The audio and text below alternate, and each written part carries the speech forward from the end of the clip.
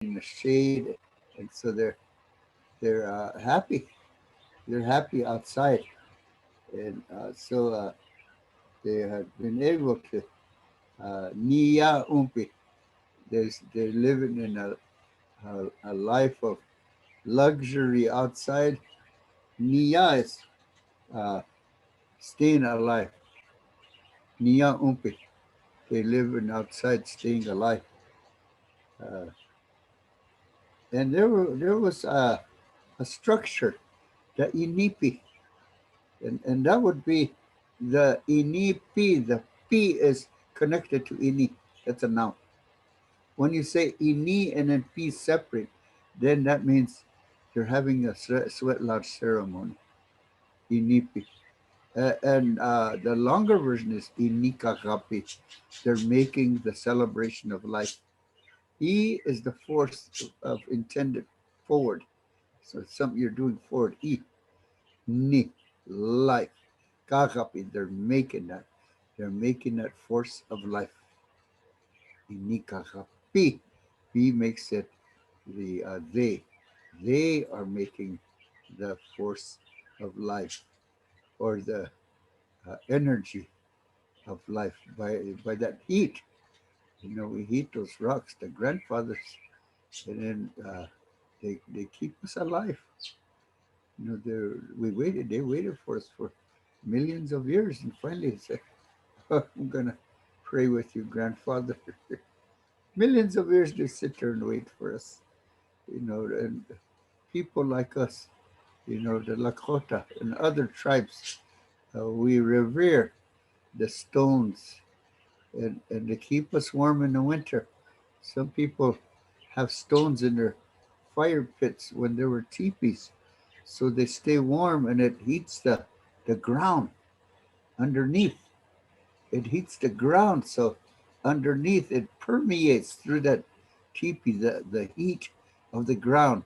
So when you're laying on your buffalo robe, underneath, underneath the ground is warmed by that center fire, hochoka, that energy, that high heat energy. And then when you put stones in there, and even when you're burning a little log, the other fire that was keeping it warm and fresh stays, so that the heat of the stones, they stay warm overnight. And then the ground gets warm inside the teepee, so that you could be able to lay on a warm ground. That's a technology, the technology of the Lakota. Nobody tells this part, what I'm saying to you. The sacredness of those stones that keep us alive and warm in the winter, and using them in the sweat lodge, and using them in the rattles, the healing sound of the rattles. The little stones are in there, the iyamashichala, the little the little messengers, iyamashichala. It's an interpreter, stone interpreter, iyamashichala. Washichu means to interpret, and washi ichu actually means taking favors. Washi ichu, washichu. So why did the white people are they called washichu? Well, here's my theory. Take it or leave it. Washi ichu means those cavalries. There would be a leader, and then there would be a person who blows the horn. And when they blow the horn, all those uh, soldiers, they run out and get all in line. And then that general or major or captain or lieutenant, or he points that way, and he points at some of the soldiers, and they all get on horse and go that way. Points at them, points that way, and those soldiers go that way. So they're taking favors from that captain or general or major. He's the one that giving orders, and they're doing it for him. That's why they say washi, the favor, ichupi. They take the favors and off they go. And so that's my interpretation of washi ichu. A lot of people say washi ichu, takers of the fat. But there's another version, my version. Washi is to take a favor, ichu, washi ichu. and they obedient. If you tell them to do something, they'll do it. Yes, sir. And they go do it. Yes, sir. They say that and go do it. That's why they take favors. Tell them what to do, they'll get it done. Uh, and they made a pledge to do things for the leaders or the captains. So that's my interpretation. I don't hear no fat in her. Washichu. No, I don't hear no washi in her. Washichu. Takers of the favors. Just to include that in my uh, lecture today, some things we have to say for memory's sake and tell the truth. That's what I'm about. I'm a linguist. I delve into the deep structure of the Lakota language and I bring out the wholeness of this language, the sophistication of this language. No radical statements like Washichu, the takers of the fat. They want only fat, they want only gold. Well, they do. And I think the radical people are right. They do take everything like it's bacon. Uh, bring home the bacon, right? Go to work and bring back the bacon.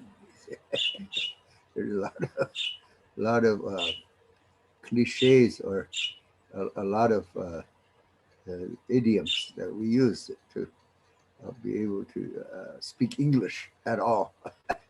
Some of them are really surface, and but they help.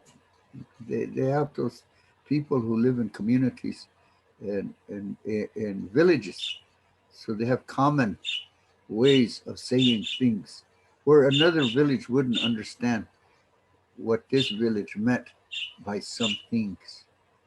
You say hit the dirt. It means dive under and hide yourself and protect yourself. It means hit the dirt. I think it probably comes from the military. Hit the dirt. Things like that. Some people will understand what it is. Uh, it's not that somebody would say, if they said hit the dirt, he would reach down and hit the dirt. I think by now we understand cliches enough to know that it means hide, get out of the way.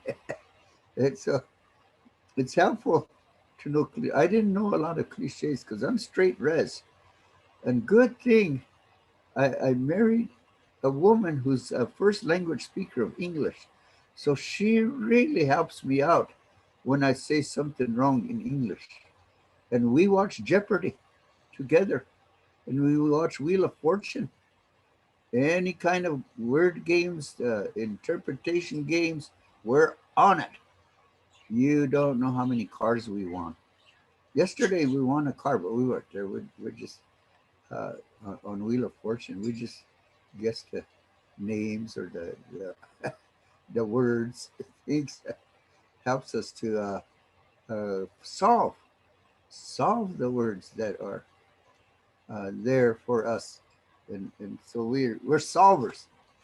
And today I couldn't hardly figure any out of the Jeopardy words. I think I got six of them. I got six of them right. My wife, she's better. She got much more right. And some obscure things, I don't know where we got it, but we have a wide fund of knowledge because we read and study all the time, even in our old age. So we have a wide fund of knowledge. That's why schools are necessary. And if your teacher says don't read that book, it's not your grade, read it anyway, because you're creating yourself a more expansive fund of knowledge. You could be on Jeopardy one of these days that way, or Wheel of Fortune, the easier one. I love Wheel of Fortune. I, I think I watched it for maybe 30 years or so. Every day, Wheel of Fortune. We call it Wheela.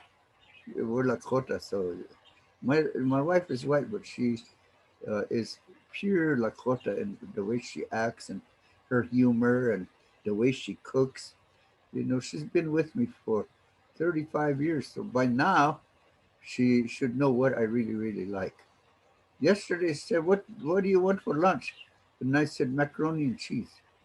She said, is that all? I said, yeah, just macaroni and cheese. Sometimes I just want the way we ate when we were on the reservation to survive. We saved things. We saved our meat and other things. So in the in between meals, we just eat something that's really good, that's filling. And I loved macaroni and cheese. So yesterday, that's what I had for lunch. Oh, not only that, she made me a salad too. She made me a salad with radishes and onions and some olives, and everything that's healthy for me. Nimaya, she kept me alive. Nimaya, she kept me alive. We said one year wakan. We're right now what we're doing is reviewing. One year wakan. What is it?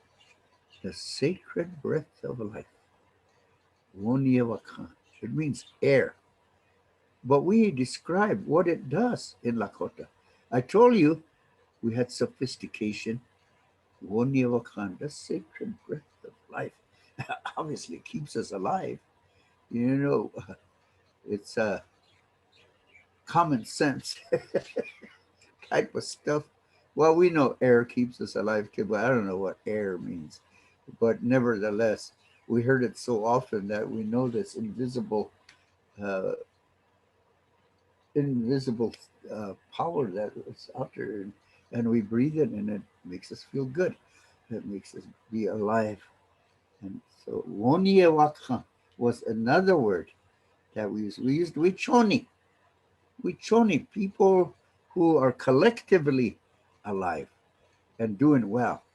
Wichoni. We had a program, probably still in effect. It's a mini Wichoni, the water of life. Rosebud had a mini Wichoni program of bringing and piping in the Missouri River water to Rosebud and probably other regions on our reservations also. Maniwachoni, I remember, was a program that was strong in the recent past. So that would be Wichoni, the life of the people collectively with water. We all need it. You know, we all need it.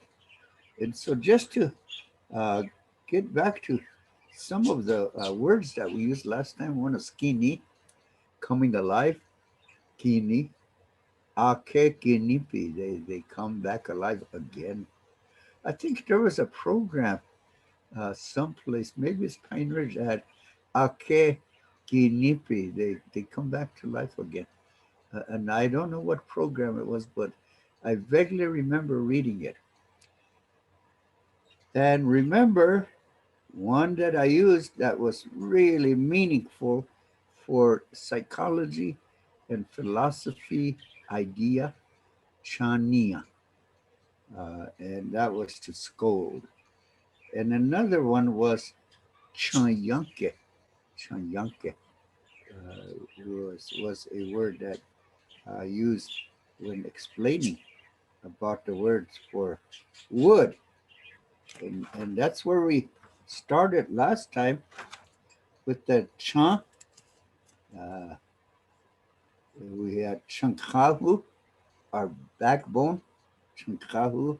We had chantoganaka, the sacred medicine bag, the pipe bag, chantoganaka. We also had chanupa, but I say chan umpa.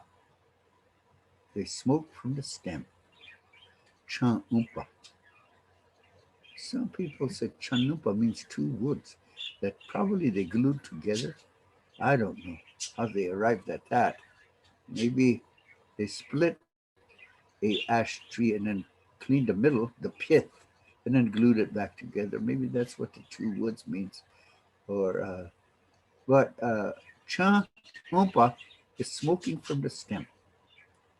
Just for linguistic value, cha umpa probably was the right way to say chanumpa, cha umpa. Chan papi. We're smoking from the wood stem. Just my uh, theory again, because I'm using linguistics to teach all of you, whoever listens. And I hope more and more people listen because the good thing, these are recorded. So you could get some of those deep structures, the deep structure of the language. That's what I profess to be a expert in, is to collect all of those meaningful words that have a deep structure, a deeper meaning than the surface explanations like chanupa.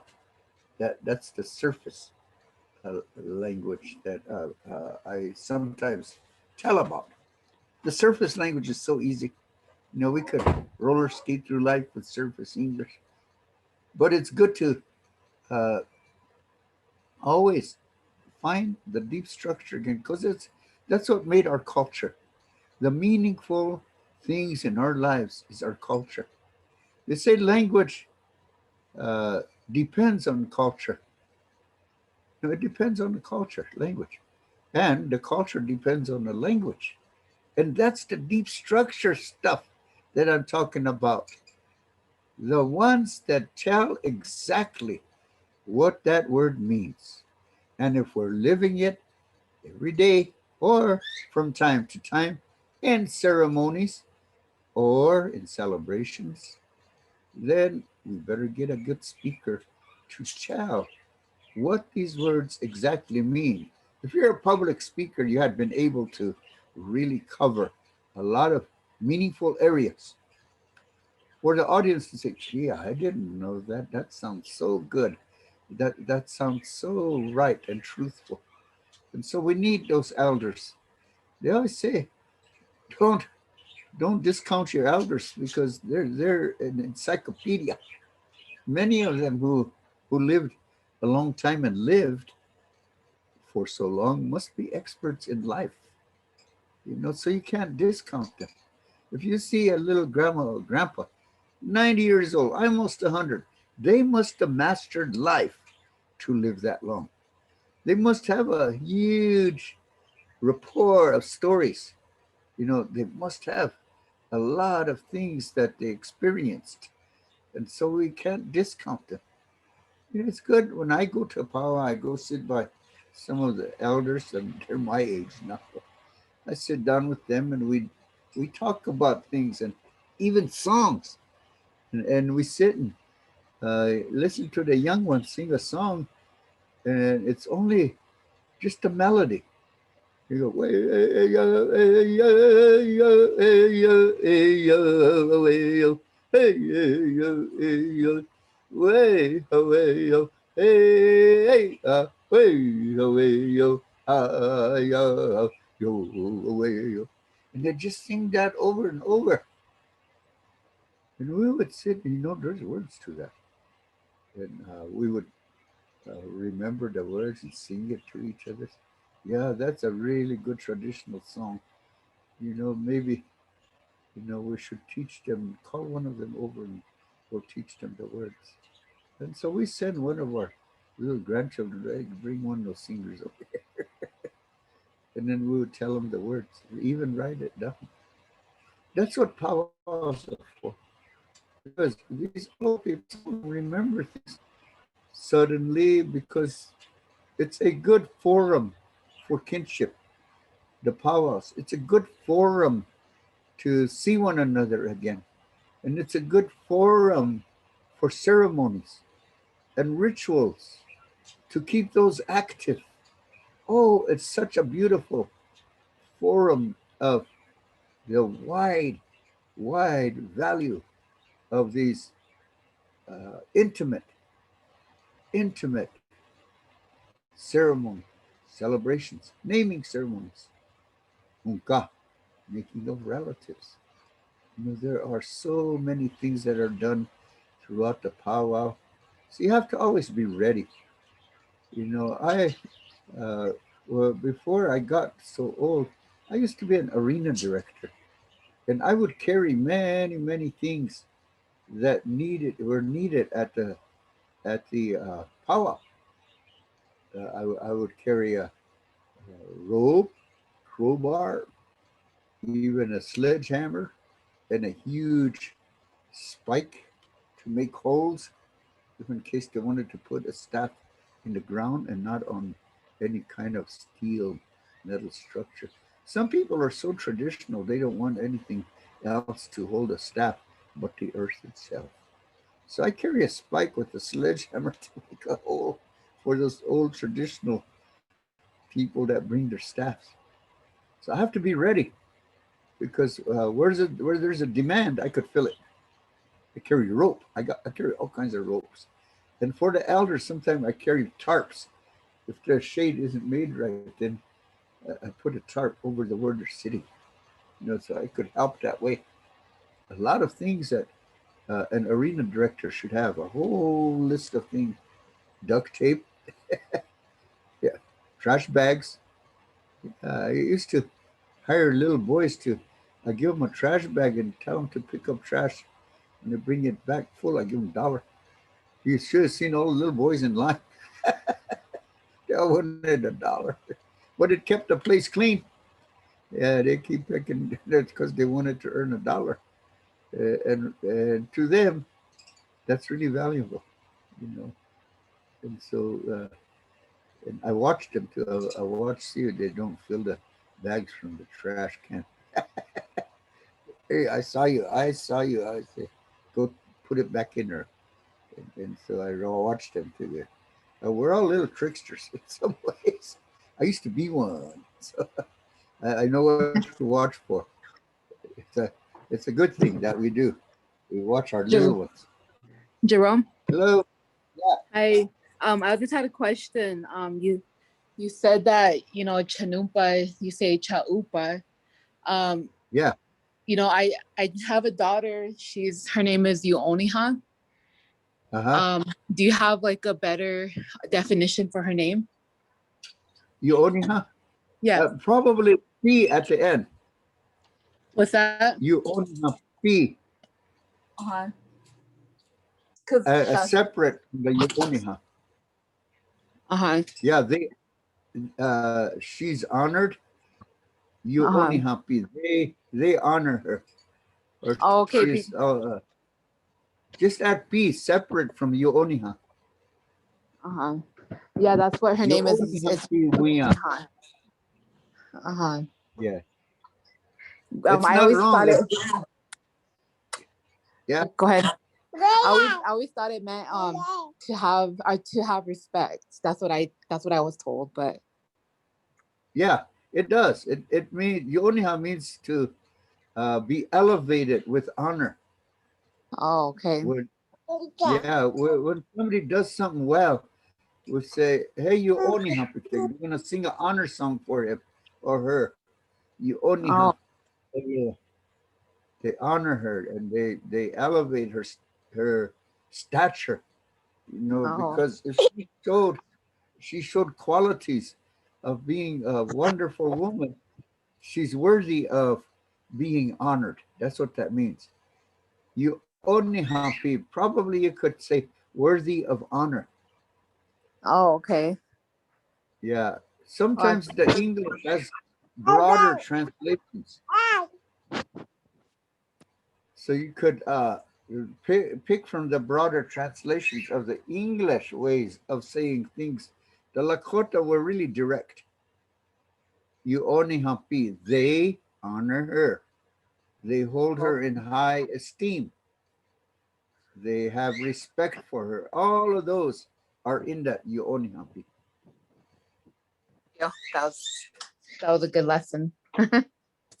Yeah, because like I said again, English has a broader selection for the translation, and it Okay. means all of that. The wonderful thing is, it does mean all of that. Thank you. Thank you. Yeah. Thank you for your question. Now I'll say about the Chan words and Chanshasha, the inner bark of the red willow, and the outside bark you of course shave, and you could boil that. It's like aspirin when you drink it. Google it. Willow is like aspirin. Whatever I say, Google it. So that you could have like I was telling you earlier, you have a more expansive fund of knowledge. You add to your knowledge by proving what I said. And then you see something in there and you study more. You get more. That's the expansive. It grows. When you search for things, you get a spirit of inquiry. It grows. That's the important thing about knowledge and studying and reading, acquiring all those ways of explaining things. And one of these days, you probably say, I want to be a teacher because I have a expansive, wide fund of knowledge. One of these days, you could be able to say that if you read a lot, and acquire a lot of the information that's available out there. It's available. That's the main thing. And so, but these words, they're important to us. Sean Lee, commercial cigarette, or we could say tobacco in general. And I always say, here's my theory again. I always say, if you're using tobacco outside of ceremony, that's abuse. If you're smoking outside alongside the building, are you praying or what are you doing out there? No, you're enjoying a good nicotine filled cigarette. That's abuse. You're abusing your body. It's not good for you. That's why it's easier for me to say if you're using tobacco outside of ceremony, that's abuse. And ceremony, not the commercial tobacco, but the chanshasha and other blends you can use in your tobacco. Those are medicines.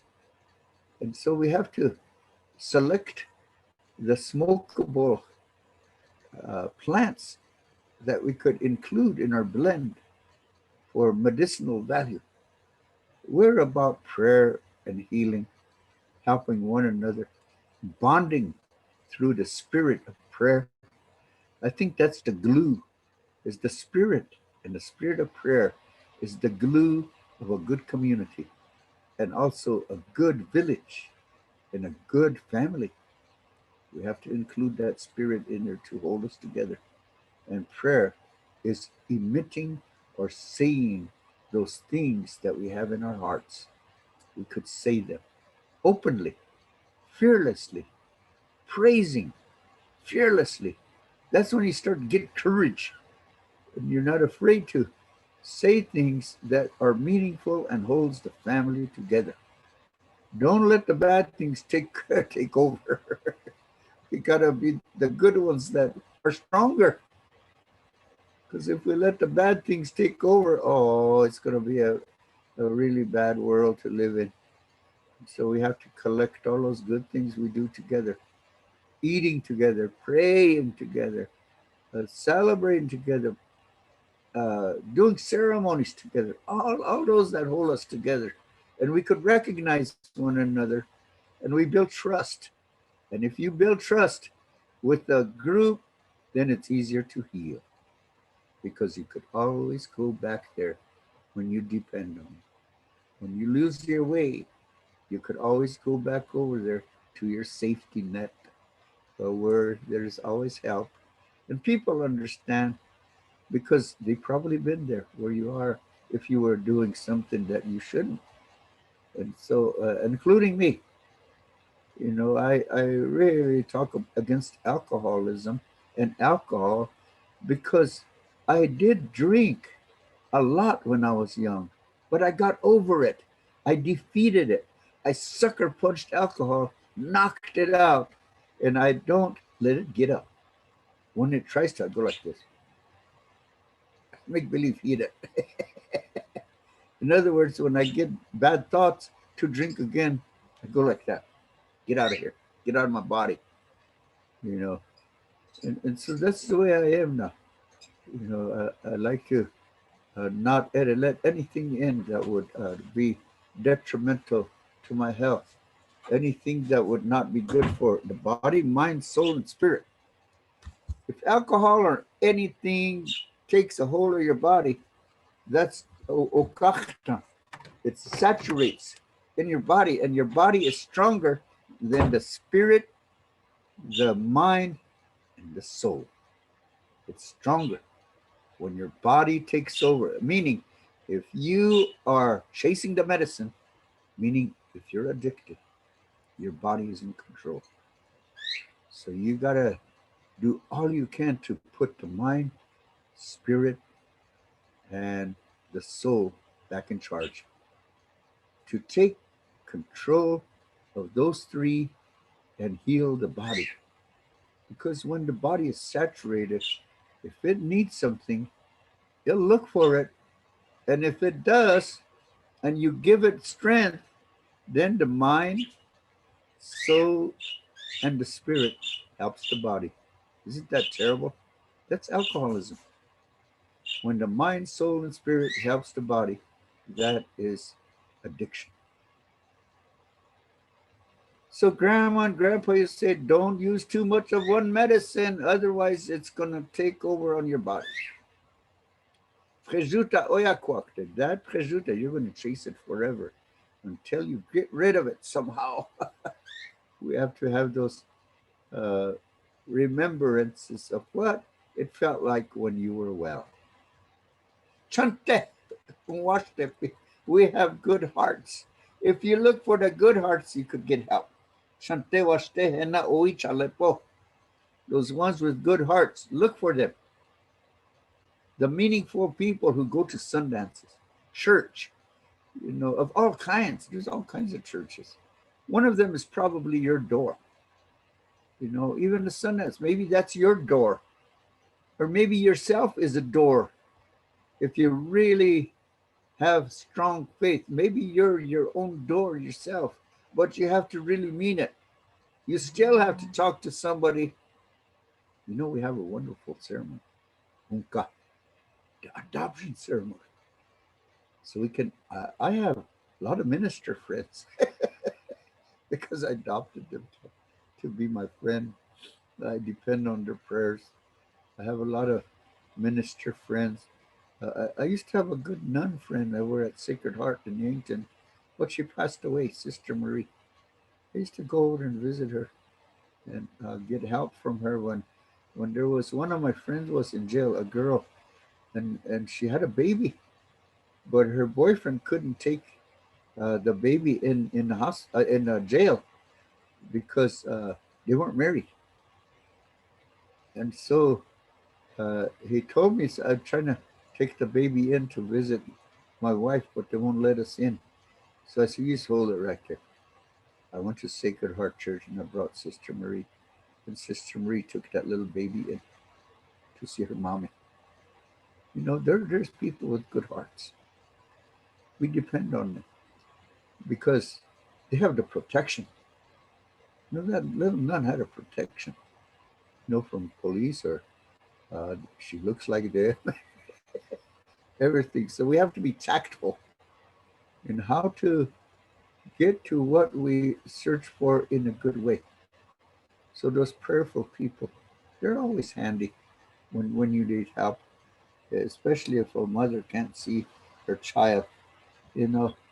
So those kinds of things that I was talking about with this use of chant, the heart, the spinal cord, and the even the foods or the sap, the maple syrup that's chunk, humpy, the sap of the wood, and even the box elder tree. It was signs of the Dakota tapping box elder trees for the sweetness of the sap to use as syrup or to use as a sweetener in the teas and things. These are all the traditional things of how you could stay alive, right? Yeah. Imagine when it was Great Depression and we went through it because we had The calories we could depend on from the trees, the team sila. The Lakota were always equipped with survival. But you have to remember which plants were useful, right? Yeah. I was a announcer at a powwow one time in the Seminole Nation, Big Cypress. And as I was announcing, the grand entry was now starting, and I saw these men carrying in plants. They have plants. Each one of those traditional men dancers had a different plant, and they were dancing in with their plants. And I never saw that before.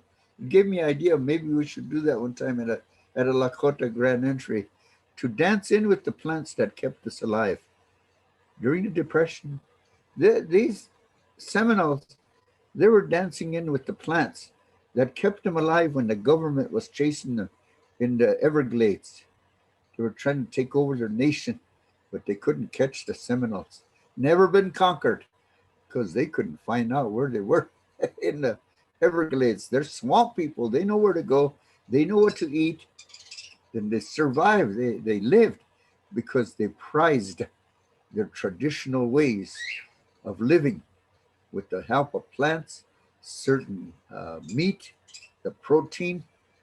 They were specialists in staying alive. And I said all of that I'm saying to you right now at that powwow. So the tourists and people who didn't know would understand all of these things that were necessary to show when we're at a celebration, to show about life, to show about strategies of resiliency, to show the strategies of love and how we bond together at harsh times. These are wonderful, wonderful examples of this forum I told you about, the powwow. You could make it into the best powwow in the whole wide world if it's just not contest. We have our powwow. It's on Melk's Camp. That's traditional. Naming ceremonies, hunka ceremonies, the old things, not contest. Traditional. Straight up traditional. It's probably one of the last ones left that are a traditional event. And so we're on fourth weekend in July. Write that in your calendars. Fourth weekend in July is our powwow at Melk's Camp. I work there. Lakota Youth Development.org. Lakota Youth Development.org. And my executive director, Marla Bulber, her husband Charlie, specialist of all kinds he is. And we have the best arbor in the whole wide world. It's made of good metal, top, wide, a lot of room to sit in the shade. It's beautiful, traditional. Melk's Camp, Wachipi. Thank you very much for listening to me today. We reviewed a lot. I like to review by repetitive ways of teaching so we could remember. Well, sometimes we have to listen over and over and over again to remember the meaningful words of this Lakota language, the meaningful words that we use to be able to teach and to remember, to hold dear and pass it on. That's the main thing. We're oral traditional people. If you live in an oral traditional way, your memory gets better because you have to tell exactly what you heard. Memory is good. Recording is good. I'm happy we do because I probably won't say some of the things I said ever again. But if I remember, I will. Thank you very much. Duksha ake wachian kapikte. Naya mani po. Walk in a good way. It's getting nice weather. Have a good day. Thank you.